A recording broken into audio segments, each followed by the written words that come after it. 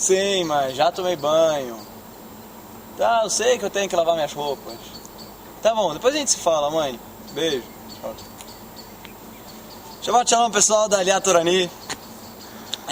Mais uma vez a gente está se encontrando aí nesse Erev Shabbat, nessa véspera de Shabbat aí, pra gente conseguir entender um pouco melhor qual que é todo o sentido do nosso Shabbat, né? Então, pra gente entender melhor, a gente tem que ver o que está escrito na nossa Parashá. A Parashá, ela aborda um tema muito interessante, que ele pode ser estudado de vários caminhos diferentes. Ele aborda o tema dos Korbanot. Os Korbanot eram sacrifícios que eram trazidos para o Beit HaMikdash, que as pessoas traziam para o templo sagrado. Tanto o povo como um todo, que eram os Korbanot Tziburim, Korbanot públicos, sacrifícios públicos, quanto os Korbanot que cada um trazia. Quando acontecia tal coisa, ele tinha que trazer esse Korban ou aquele Korban. E a gente tem que entender um pouco melhor, porque Korban, a princípio, é uma coisa muito estranha. O que é Korban? A gente pega uma BMA, pega uma vaca, um boi, alguma coisa assim, traz ele para o Beit HaMikdash, queima ele todo e fala: Deus, esse animal aqui é para você. Queima ele todo ou queima ele em partes, dependendo do Korban. E a princípio isso é muito estranho. Por que Deus precisa de Korban? Por que Deus precisa que a gente fique queimando o animal para ele? É uma coisa um pouco estranha, né? Deus é acima de qualquer matéria. Deus é acima de todas as coisas físicas. Então por que Deus precisa que a gente corte isso para ele? Que a gente queime um animal para ele? Então, para entender isso, a gente tem que se aprofundar um pouquinho mais. Como sempre, a nossa Torá é uma coisa muito profunda. A gente tem que sempre aprofundar um pouco para entender melhor o que significa cada coisa.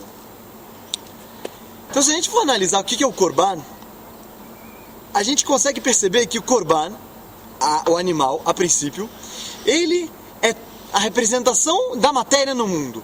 É a representação da coisa física no mundo. Por quê? Porque o animal, ele só come, anda, pasta e não faz nada de espiritual assim. Ele não pensa, não faz mitzvot, não estuda a Torá. Então ele é a representação da matéria no mundo.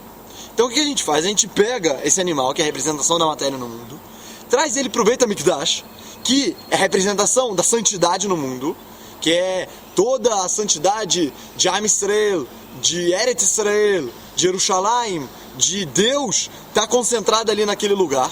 A gente pega essa representação da matéria, junta ela com a representação da santidade e dá isso aqui para Deus. Ou seja, é a junção da matéria e do espírito, da santidade.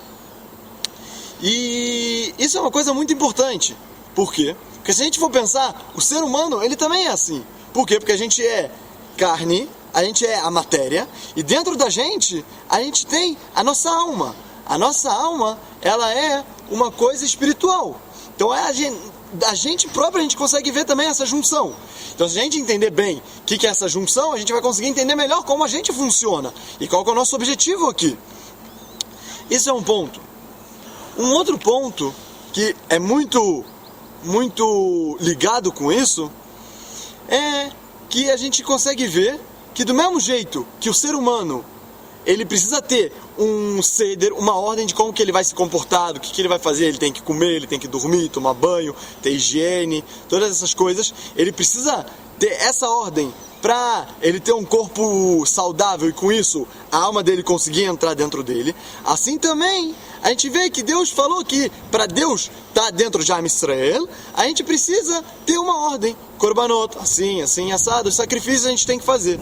E é isso que a gente viu que Deus ordenou pra gente. Esse conceito de juntar a santidade com a matéria, a gente consegue ver em várias outras coisas. Am Yisrael, o objetivo dele no mundo é o quê? É pegar todo esse mundo material e fazer as mitzvot com ele. Você pega o couro da vaca, você faz o tefilin. Você usa uma mesa para estudar a Torá. Você faz uma faculdade para poder trazer Deus mais para o mundo. Isso é em Am Yisrael. E dentro de Am Yisrael a gente consegue ver isso também. A nossa Medina, o nosso Estado, o Estado de Israel, a princípio, ele tem que ser um Estado religioso. Ainda ele não é religioso, tá bom. Aí a gente tem que apoiar ele, porque um dia ele vai ser religioso. Esse é nosso objetivo. Que nem o Rav Kook Zatzal, ele falou que o quê? Que a frase Medina en la davar imadat, ou seja, o Estado ele não tem nada a ver com a religião, é a maior besteira que pode ser dita. Justo ao contrário, o Estado ele tem que ser religioso.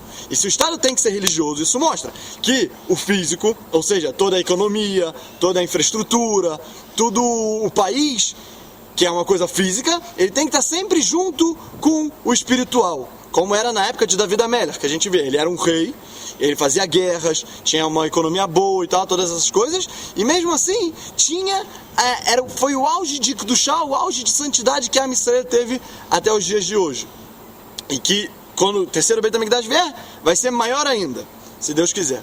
Então, se a gente conseguir parar e pensar cada coisa que tem, cada coisa que existe nesse mundo, se a gente conseguir parar e pensar que ele não é só uma coisa material, ou seja, que todas as coisas materiais a gente consegue juntar ele com a santidade, então a gente vai conseguir ver o mundo com outros olhos. E isso vai fazer com que a gente consiga trabalhar Deus muito melhor e fazer com que a gente consiga viver muito melhor. Então, se Deus quiser, a gente consiga perceber isso, todas as coisas que a gente faz durante o nosso dia a dia, a nossa vida, tudo que a gente faz, por mais que pareça a coisa mais material possível, comer, a gente sabe que a gente está fazendo aquilo ali para trabalhar melhor a Deus, para trazer a santidade de Deus para o mundo. Então, que Bezerra Hashem a gente conseguir perceber isso cada vez mais e mais.